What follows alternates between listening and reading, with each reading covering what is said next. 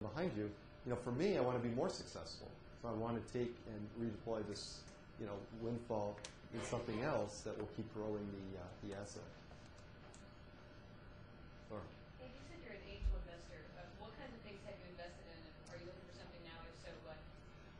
It's been an interesting experience being an angel investor. I've never taken anyone else's money in developing any business that I've been involved with. Post the Geneva experience, we actually created another business, Upright Software, that was sold about a year and a half ago. So we've done it again. It was not as lucrative as this Geneva operation.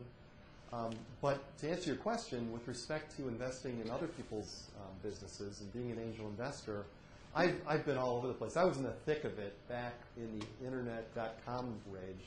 And I think of the 7 that I've invested in as an angel, I had 1 exit that was a good one, that got much more than my money.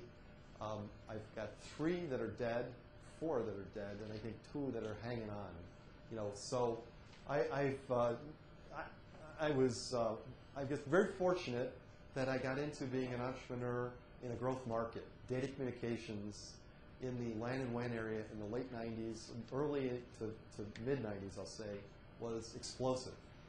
Investing in dot-com businesses and internet business models in the late 90s and early millennium was a very dangerous thing to do. And so one of the things I've mentioned is that I was very encouraged at the COZAD presentation at the business plan runoff, because I saw some great stuff there. Some real solid business ideas based on real technologies. I'm very bullish and encouraged. I think the next few years are going to be a little tough, but I think ultimately we'll get again into a growth, market, and there'll be some, great opportunities to make a lot of money again. Any other questions?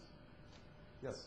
What do you think about the prospect of new software companies in the next couple of years? Since there's so many out there right now that it's really hard to get these in the market. I think that one of the things that's been hard for me to experience is that, and this was something I lived, is that the software business they attempted to throw the software business on its head by coming up with a new model, which was the services model. So that traditionally people, Microsoft, Oracle, they make a lot of money by selling you what's called a perpetual license. So you basically buy it from them, and you can run it on your own systems and do whatever you want with it.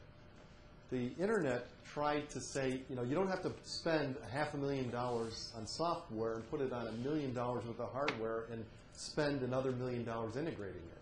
We'll sell it to you by the unit. So, how many users do you have? We'll basically, change everything. And we'll do it on a subscription basis. We'll change all the costs. And so we built that. Upright Software, a company that I built after Geneva, was a services-based software model. We had a vertical market application.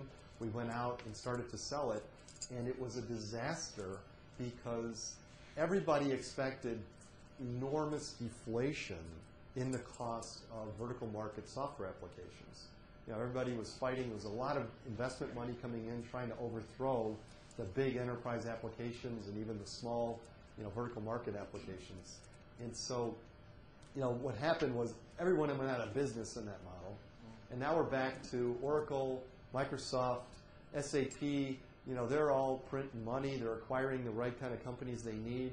And so we're back to this, neutral position where, it's not going to be changing based on a business proposition.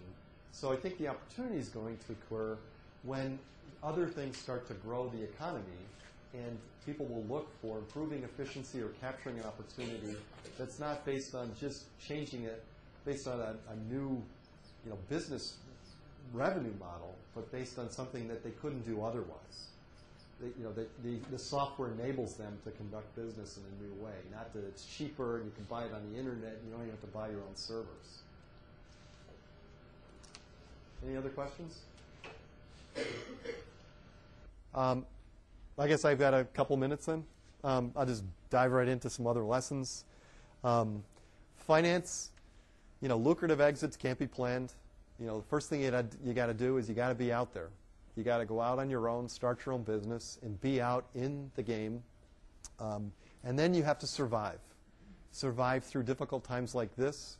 And eventually, you know, as my father says, the train's going to come in the station, and you're going to be waiting, and you're going to get on it. And, you know, if you try to go out and sell, which, you know, a lot of businesses were built during the internet time, they were built to be sold. And, you know, that turned out to be not a very good thing. So my lesson is, you know, build it to survive, be prosperous, successful, and you never know, someone might come and want to buy it from you. I believe that you know, you should do everything you can to become knowledgeable and very capable of managing the financial operations of your business on the inside. And what I mean by that is that instead of going out and paying a service provider, you know, an accountant to come in every week, every month, every quarter to do your books, do it, bring it inside, do it yourself, have, you know, someone come and work in your company that can do it, because it'll ultimately keep your costs down, and it will also keep your information level high. Next one I think is very important, and that is a dynamic budget. One of the things that, you know, a lot of externally capitalized companies do. I finished the point. It's worth staying for, in my mind. A lot of businesses were built based on a hockey stick profit revenue model. Come up with a pro forma plan that says in 5 years we're going to be doing $120 million.